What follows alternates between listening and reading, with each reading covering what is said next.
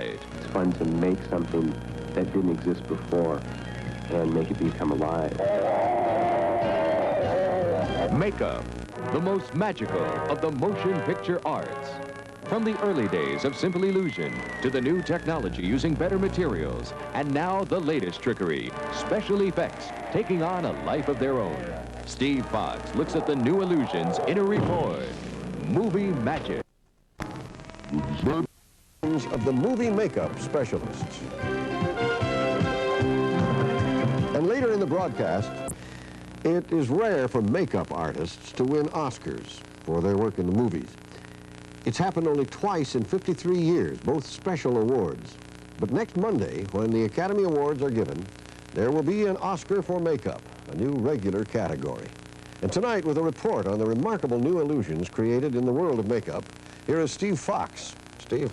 Hugh, makeup has always been a highly regarded craft in Hollywood, but in recent years it has progressed dramatically and become both an art and a science, combining the skills of the painter and the mechanic, the sculptor and the engineer. My name is Jack Kraft. In a way, makeup is the most magical of the motion picture arts because it's the most invisible, pure illusion. Makeup men don't want you to notice their work, just accept it as reality. It's fun to make something that didn't exist before and make it become alive. An actor's face is his most valuable asset, and the makeup man's job is to enhance it, usually by making it more beautiful, sometimes by changing it to meet the demands of a role, occasionally by helping an actor understand the role. There's also a sort of a joke that actors say, well, look, I really don't understand the role, but when I get the makeup on, I'll be fine. Because makeup is essential to movie make-believe, the makeup men are paid well, from a union scale minimum of $700 per week to more than 3 times that amount per day for top artists like Dick Smith, who aged Dustin Hoffman from a fresh-faced teenager into a 121-year-old codger in Little Big Man, and who transformed pretty Linda Blair into a hideously possessed child in The Exorcist. When you sit an actor down in a chair and you spend a couple of hours adding on appliances, as we call them, foam rubber noses and chins and things like that, and then you get to a point where you start putting the paint on, the color, and suddenly these rubber pieces become flesh, and it's all a new face. Just fine. And suddenly this thing comes to life. It's a marvelous feeling. I never cease being thrilled by that magic.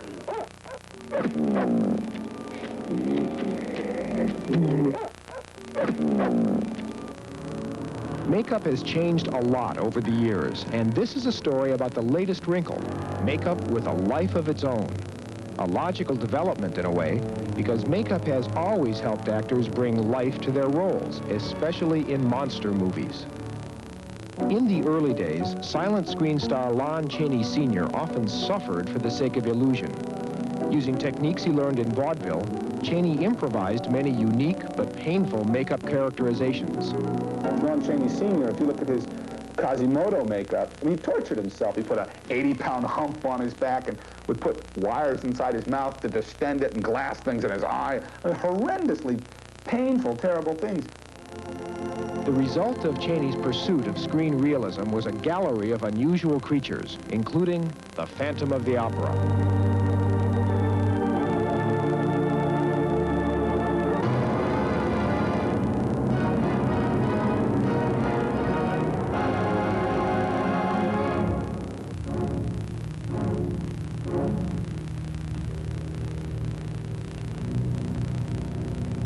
The most famous movie monster of all, Frankenstein's creature, was the brainchild of Jack Pierce, who consulted medical journals and surgeons before crowning an unknown actor named Boris Karloff with that famous domed head made of wax and heavy clay, a process which essentially remained the industry's standard for the next 30 years. A revolutionary development in makeup arrived with the 1966 film Planet of the Apes, for which makeup man John Chambers won a Special Achievement Oscar. Before coming to Hollywood, Chambers made prosthetic devices, artificial parts, for wounded World War II veterans. I brought a science to Hollywood, laboratory procedures in makeup and making the foam rubber appliances and the different special effects things that we use today.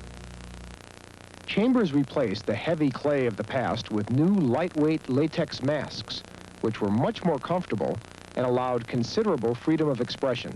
Why did you run away?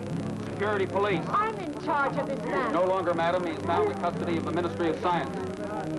Take your stinking paws off me, you damn dirty ape! At that time, it was a revolutionary thing, those prosthetics, and really quite remarkable. But the apes' makeup now look a little primitive because they had this very stiff foam to work with, and they very stiff. The new stuff is not stiff. The new stuff that they keep inventing and reinventing every day is totally pliable. This is the first step in a process used to create special makeup for many films. Here, Dick Smith and his assistants apply to an actor's face the kind of soft, rubbery material used by dentists to make molds of teeth. Okay, let's see how it looks. After this substance dries and is carefully removed, it serves as a mold into which plaster is poured to create a replica of the actor's face. The makeup artist then adds clay and sculpts onto the bust the face he wants to create. A layer of latex is applied to the finished sculpture, resulting in a flexible mask, which is then cut into several pieces and glued to the actor's face. What the actor has inherited is, in a sense, a second skin. In Little Big Man, Dustin Hoffman's acting brought Dick Smith's old age makeup to life. In Altered States, the makeup brought its own life to the role played by actor William Hurt. In this test footage, Hurt tried out a series of flexible rubber bladders, which caused a thin covering layer of latex skin to move. This is called special effects makeup, the latest development in the art. Special effects makeup is when something to do with the actor or the makeup changes. Arm swells up, face swells up, nose grows long, something like that. That's an effect. It's a quantum leap into this kind of technology and artistry. Because of constant progress, yesterday's makeup miracles are as long-lasting as yesterday's newspaper headlines.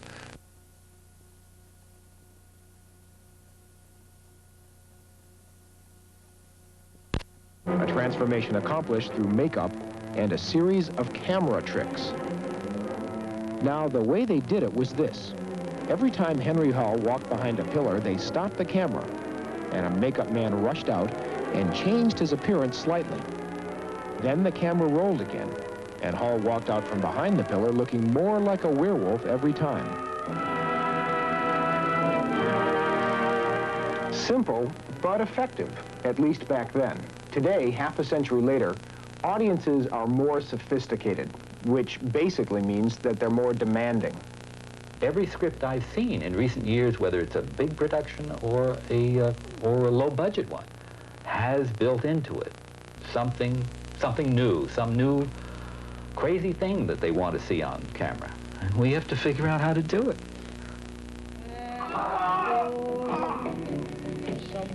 Director John Landis handed just such a script to makeup man Rick Baker for An American Werewolf in London. The early stages of the transformation were accomplished just like in the old days, with makeup applied to actor David Naughton when the camera wasn't rolling, and the changes disguised by editing and varying camera angles. But then director Landis reached for more realism. I'm asking for something anatomically impossible to make total visual sense as it happens, in bright light. And Rick's going, thanks a lot, you know. To create the makeup effects that Landis demanded, like transforming feet into paws and making ears grow, Baker spent $300,000 of the film's $10 million budget designing makeup that changed right in front of the camera lens. The most dramatic makeup effect, the metamorphosis of the werewolf's head, was accomplished with this, what Baker calls a change-o head.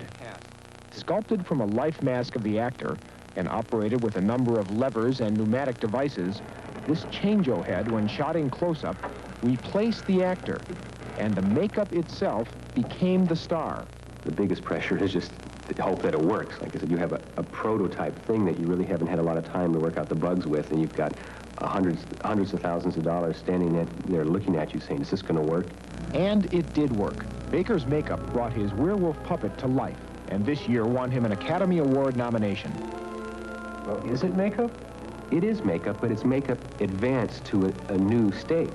You know, I mean, just with what you can do with grease paint is not enough. So they went from grease paint to nose putty, and then they went from nose putty to rubber, you know, and we're just going beyond. Ultimately, it seems that the thing which unites both the practitioners and the admirers of special effects makeup is the sheer love of creation. You have created a monster and it will destroy you.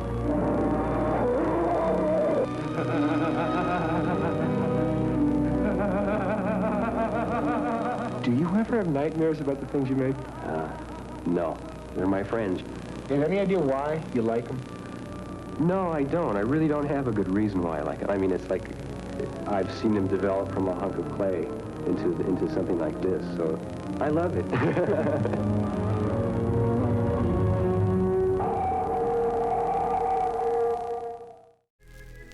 You're watching Sleepcore. Pleasant dreams.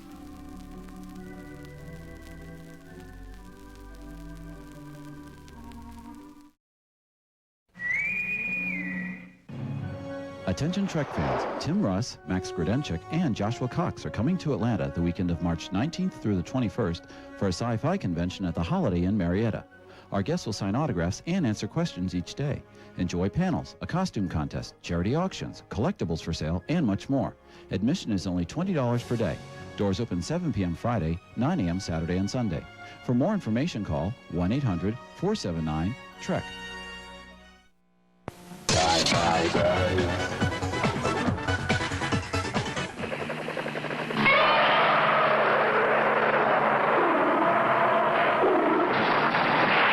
Who's the biggest, baddest Japanese movie monster of all time?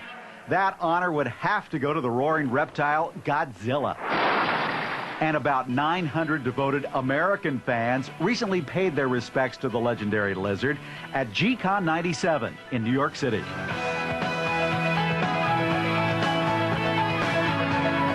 I'm loving the convention. It's a beautiful thing.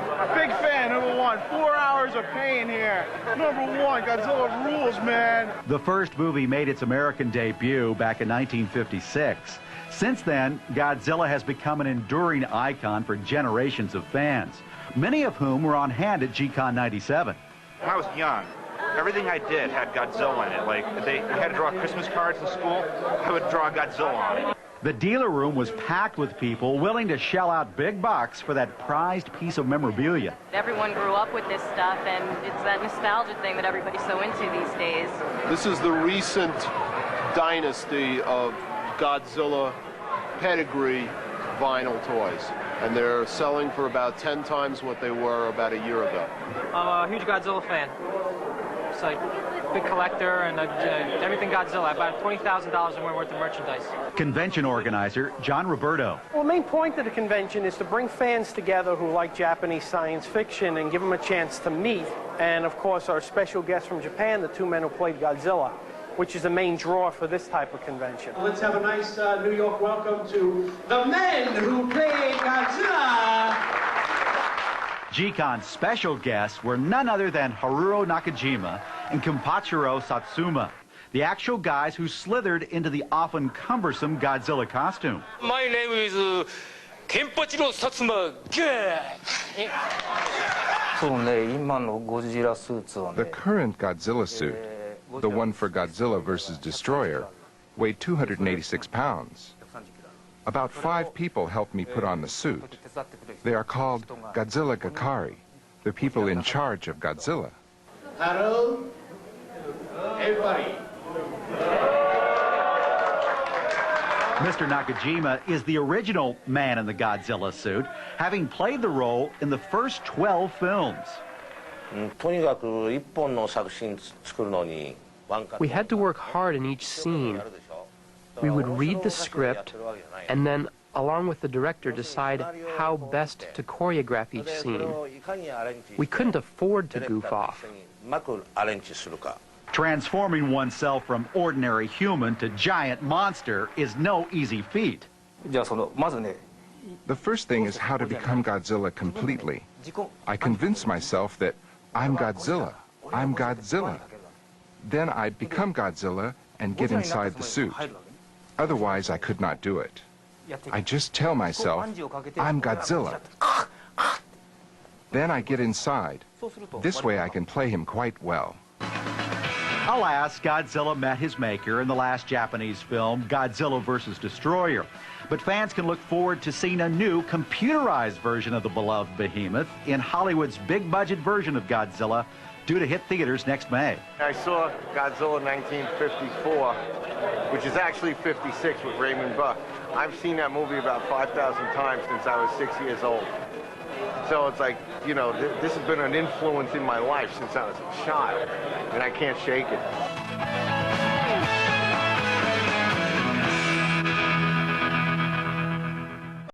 Was frightfully delighted to meet his numerous fans at the con. They tell me I made their childhood, and they grew up with the magazine. I said, oh, no, you're not supposed to grow up. You know, we started it for 11-and-a-half-year-old kids who wanted to laugh and learn something about monsters and sci-fi and fantasy and so on. Many of those kids that were influenced by the magazine are now making their own significant contributions to the horror and sci-fi genres.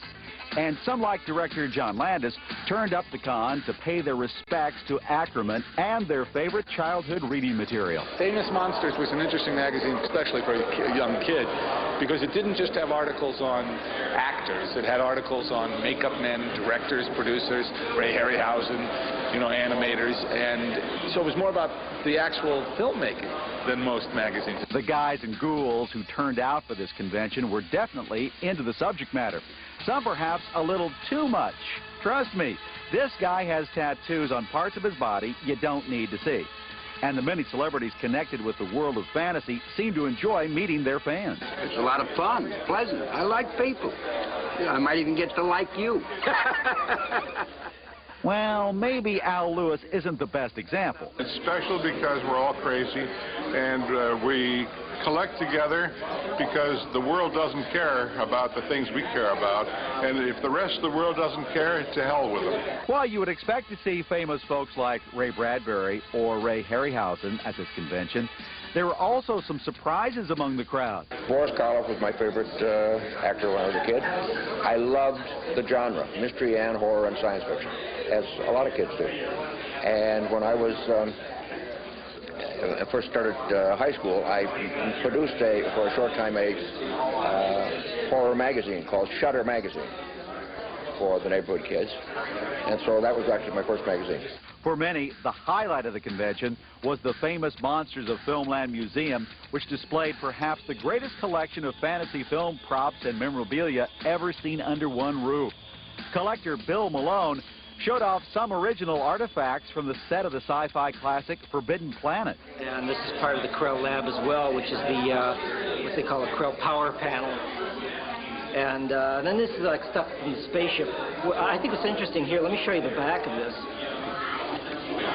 You can see the level of work involved. I mean, this would take somebody a long time to make this stuff. Other unnatural highlights of the museum included this little guy from The Day the Earth Stood Still, original models from King Kong, display busts of some of our favorite fiends, and the original robot from Lost in Space.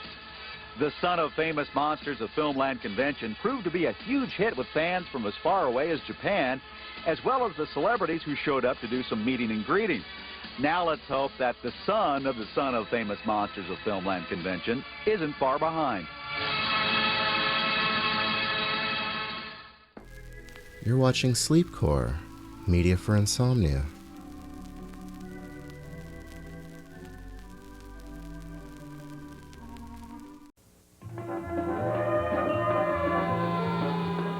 Star Trek fans, this is Walter Koenig with an exciting TV offer.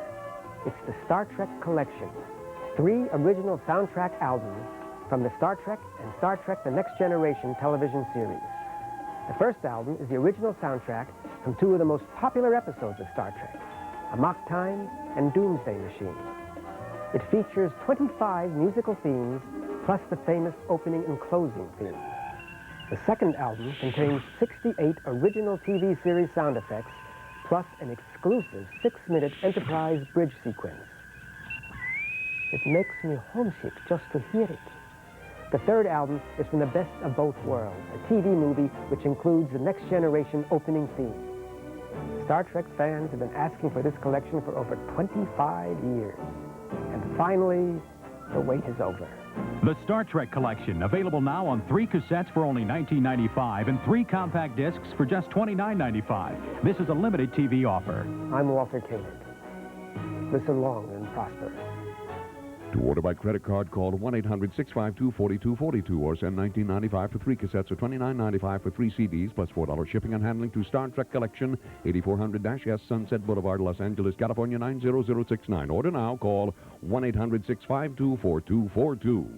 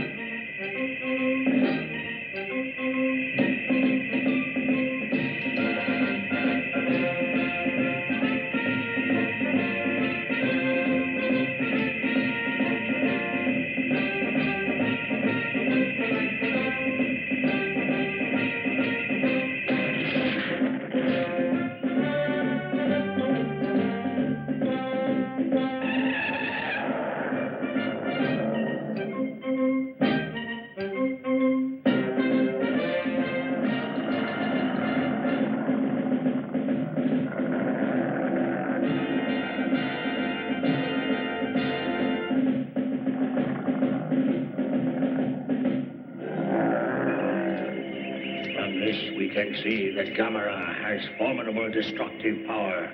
But there is a weak point, and that is his unusual and overpowering kindness to children. Perhaps this can be used against him. Quick, the ray has lost its power. He's free. Attack Gamera at once.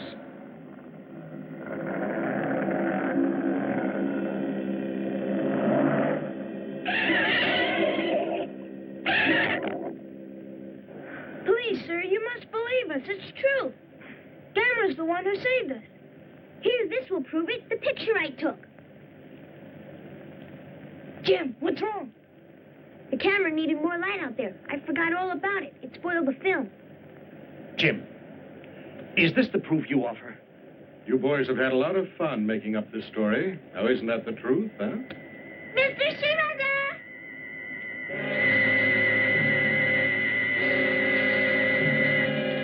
it! Look! There in the sky!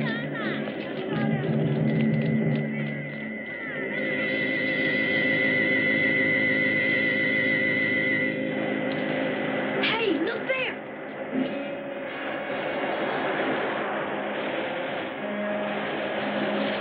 It's Gamera! It's Gamera! You're right, look.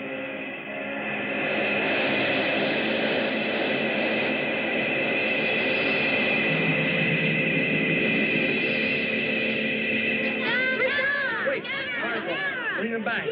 Scout leaders, don't let anyone come any closer. Get them back inside. Go on.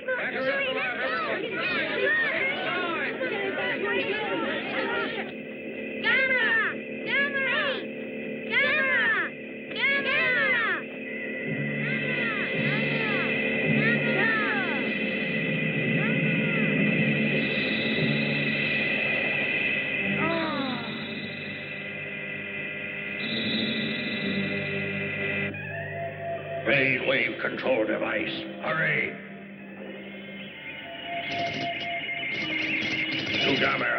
To Gamera. We have the two boys in our power. If you attack our spaceship, they will die.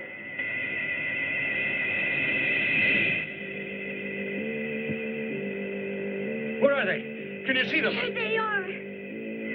I repeat, if you attack our spaceship, the two boys will die. Their lives depend on you. Hurry! Masao! Masao!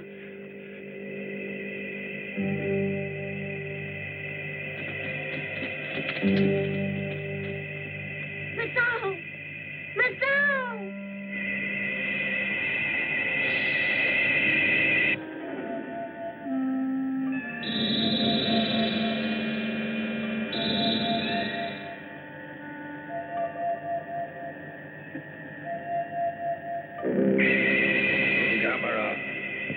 Gamera. The two boys are now inside our spaceship. Obey us or they will die.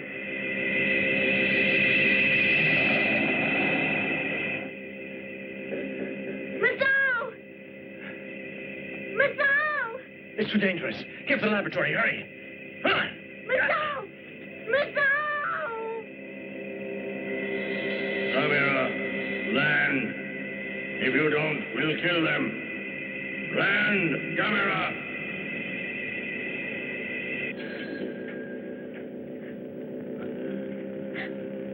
Well?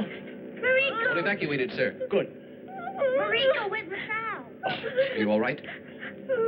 Don't worry. I promise you. We're going to find a way to bring them both back. You all believe that? Yes, sir. Dr. Toby!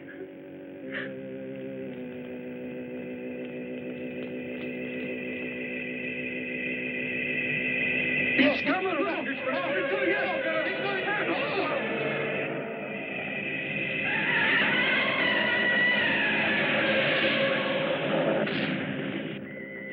Look out!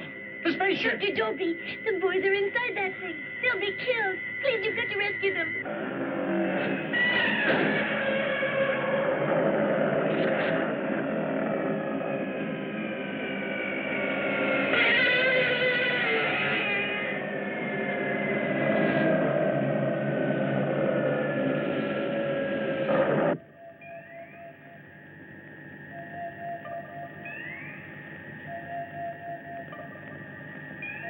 Jim! Jim!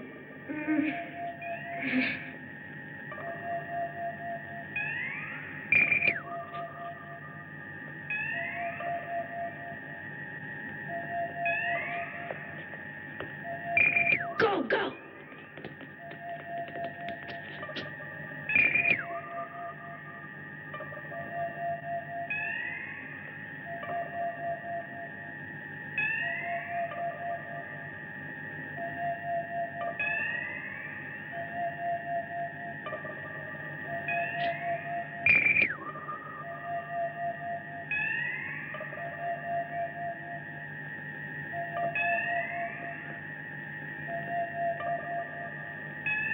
Did you see that? He flew. We've got to get out of here. Go.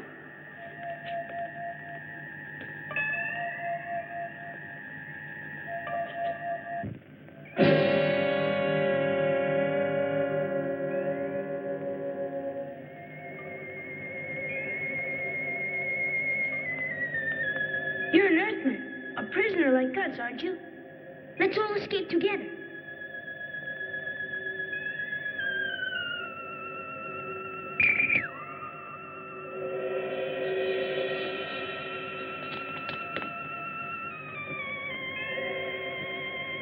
Hey, that looks like fun. Let's try it.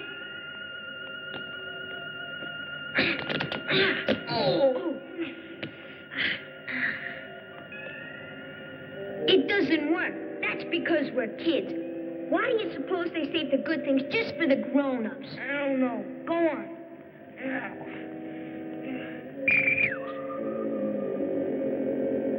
What's going on, Masal? Does that mean we're trapped in here?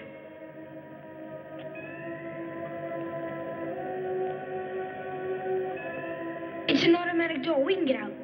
I understand. Shh.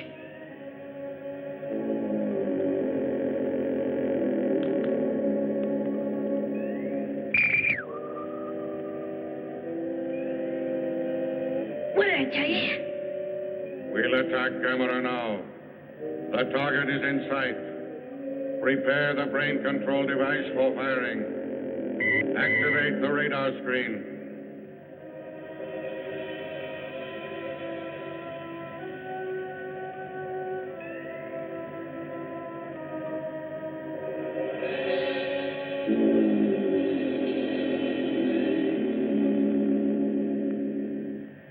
Get ready to activate laser.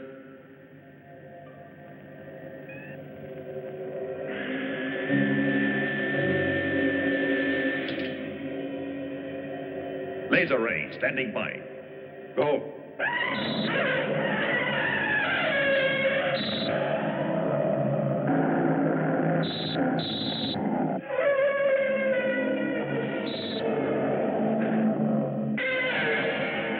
Gamera weakening already. Brainwave control device. Adjust aim. Standing by. Fire! We did it. Perfect hit. So Gamera is in our power. He'll be under our control all the time. He must now obey every one of our commands and reject his own desires. Yet we must be sure. Activate the brain control device. Gamera, obey. Take off.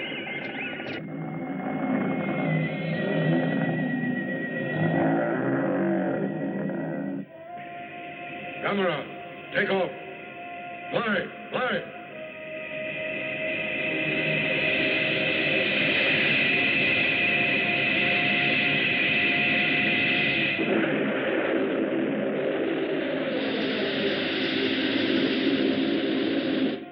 It's working.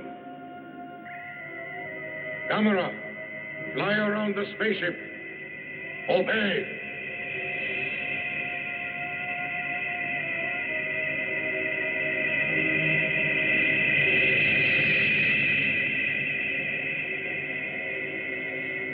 Turn off the radar screen. He's in their control.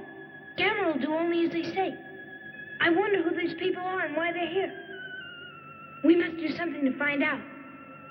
While they're busy, let's have a look around. Okay, we'll see what they've got in those other rooms. Get up.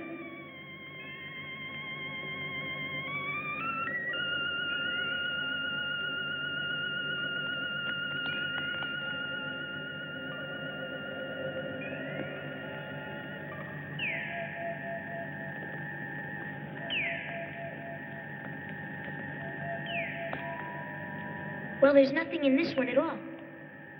I'm getting thirsty. Don't forget, we missed dinner.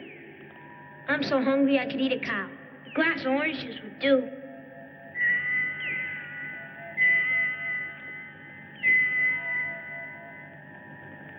Ah, Jim, look.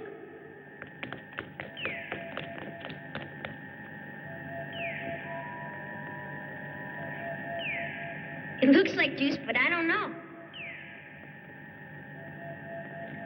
How about it, Marcel? It's as good as juice, better.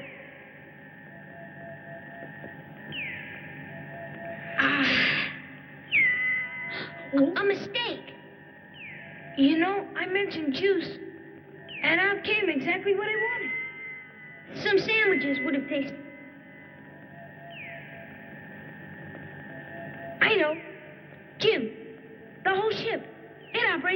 transferring. You mean telepathy? A minute ago you said sandwiches.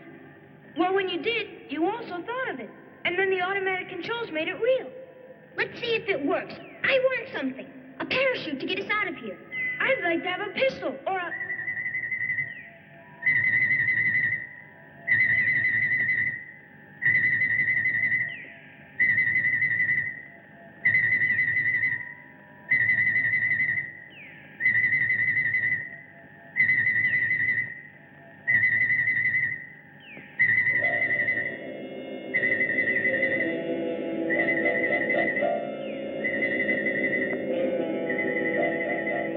Children, you were right. Our ship is controlled with telepathy. It's protected with a safety system.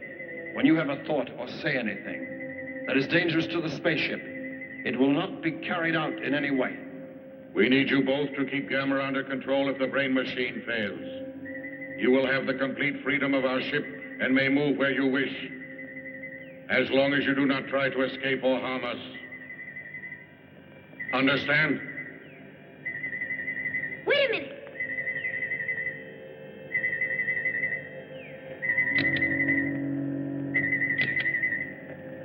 It's no use. You're wasting time. Who are you? You're not from Earth. Are you from another planet like ours? Why have you come? You can tell us? You're watching Sleepcore. Sleep tight.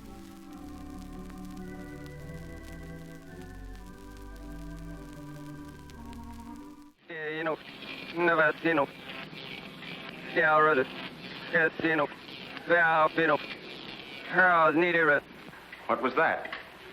A report from the monitor we sent to the surface to obtain the results of your last nuclear test. Results? They'll take days to analyze and compute. I think you will find these figures are correct.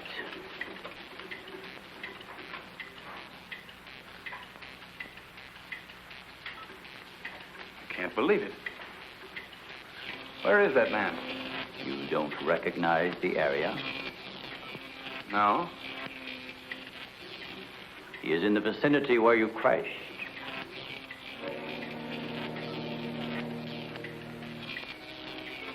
That rock was glowing. A normal reaction in view of the amount of radiation absorbed. You have a remarkable memory, Doctor, considering the fact that you did not survive the crash. What do you mean? The mechanism of your heart had ceased to function. It was necessary for us to revive it. You were dead. I was dead? So that's what they were doing. You didn't even try to help the pilot. Why did you save me? Because we had an important need of your services. Such as?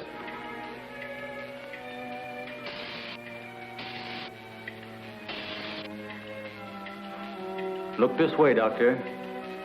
You will understand.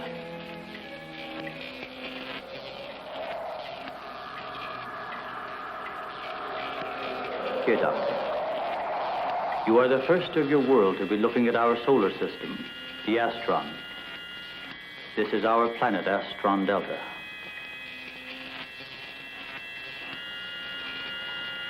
It occupies the fourth position in relation to this, our sun. Yes, go on. During the 23rd time rotation, our sun began to die. So, during the succeeding generations, as our planet began to cool, vegetation began to disappear. Our eyes developed to this state to combat the ever-growing darkness. We were forced to migrate. You left your planet? Where? We invaded these neighboring planets.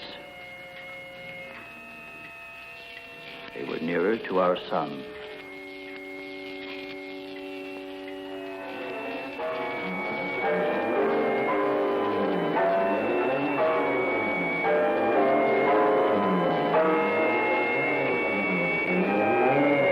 You just moved in and took over? How many of you? All of us. well over 1 billion. There were feeble attempts to stop us, but we were prepared for such contingencies. And now that our sun is about to completely expire, we must move again in order to survive. Yours is the only planet in this solar system capable of supporting our civilization. This is fantastic.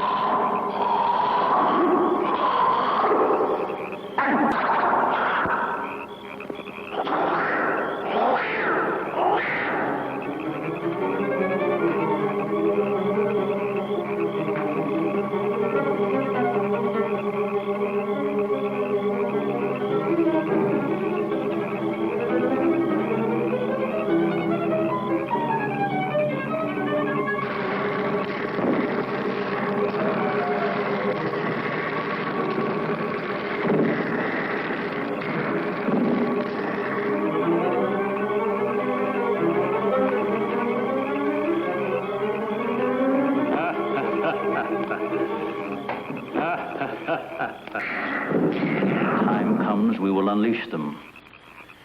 They will spread to every continent and devour every living thing on the surface of the earth. What good will that do you?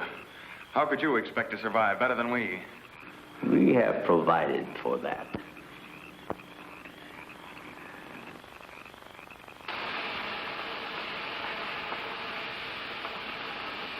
No, Doctor. Look over there.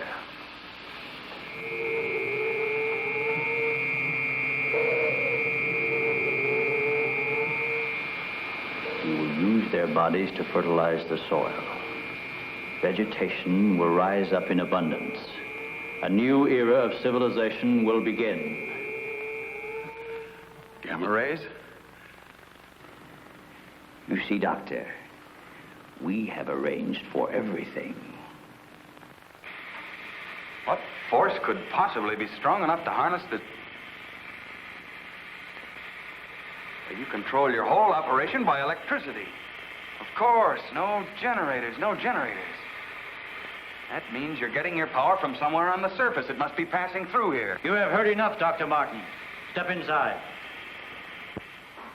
All right, Tom.